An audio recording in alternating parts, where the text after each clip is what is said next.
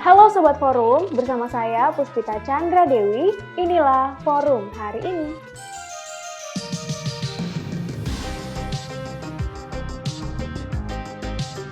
Sebelum kita masuk ke beritanya, jangan lupa like, subscribe, komen, dan nyalakan loncengnya. Sekarang, yuk kita ke beritanya. Berita pertama. Calon Wakil Presiden nomor urut 3, Mahfud MD, menjelaskan bahwa hak angket DPR tidak akan mengubah hasil dari pemilu, karena hak angket hanya dapat dilakukan terkait kebijakan pemerintah. Hal tersebut diungkapkan oleh Mahfud di Kopi Klotok Pakem, Sleman pada Minggu 25 Februari 2024. Mahfud juga mengatakan hak angket merupakan urusan DPR dan partai politik. Ia juga menegaskan bahwa hak angket tidak akan mengubah keputusan KPU dan hal ini juga termasuk mengubah keputusan Mahkamah Konstitusi terkait syarat Capres-Cawapres dalam pemilu dikarenakan sasaran utama dalam hak angket adalah kebijakan pemerintah. Mahfud menjelaskan sasaran dalam hak angket tidak hanya sekedar kebijakan pemerintah, tetapi terdapat juga penggunaan anggaran dan wewenang dalam pelaksanaan kebijakan. Hal ini juga termasuk di dalamnya terkait kebijakan pelaksanaan kegiatan yang disusun oleh pemerintah. Di sisi lain, Mahfud juga menepis terkait pernyataan beberapa kalangan yang mengatakan bahwa hak angket tidak cocok jika dikait-kaitkan dengan pemilu. Ia menekankan bahwa hal tersebut tetap bisa walaupun porsi yang disinggung adalah kebijakan pemerintah.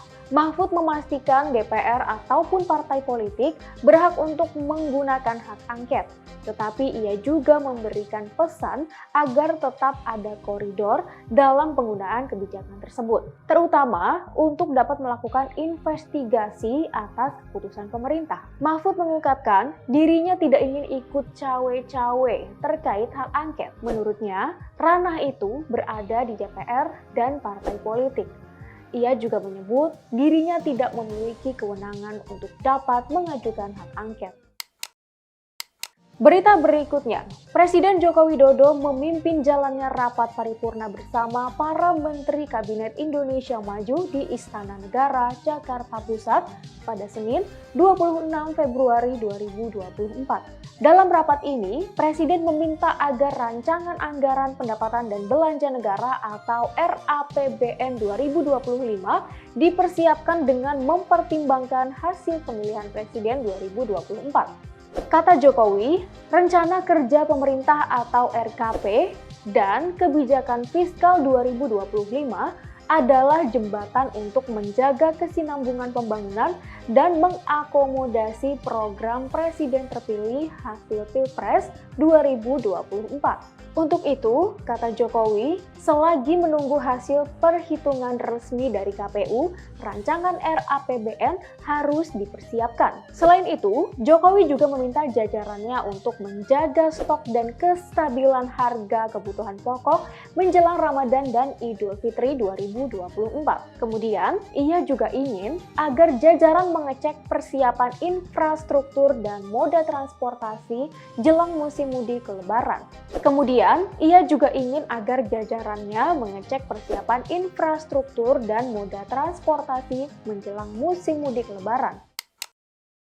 Berita berikutnya, Menteri Koordinator Bidang Perekonomian Airlangga Hartarto mengatakan bahwa program makan siang gratis yang diusung oleh calon presiden dan calon wakil presiden nomor urut 2, Prabowo Subianto Gibran Raka Buming Raka, telah mulai dipersiapkan dalam rancangan anggaran pendapatan dan belanja negara atau RAPBN 2025. Hal tersebut diungkapkan oleh Airlangga pada Senin 26 Februari 2024. Kata Airlangga, anggaran untuk program makan siang gratis telah ditetapkan Rp15.000 per anak merata untuk seluruh daerah dan di luar program susu gratis. Saat Airlangga ditanyai mengenai program menu makan siang gratis, Airlangga mengatakan pemerintah membebaskan masing-masing kepala daerah dengan anggaran tersebut.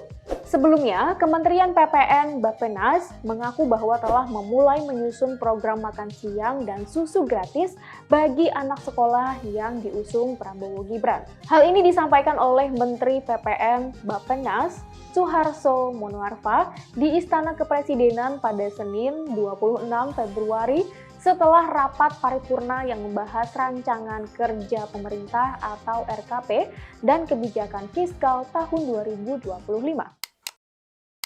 Berita terakhir, Jalan Tol Ibu Kota Negara atau IKN Nusantara di Kalimantan Timur akan dilengkapi Immersed Tunnel atau terowongan bawah laut. Rencananya, Immersed Tunnel akan dirancang untuk menyeberangi perairan dengan cara membangunnya terlebih dahulu di tempat yang diinginkan.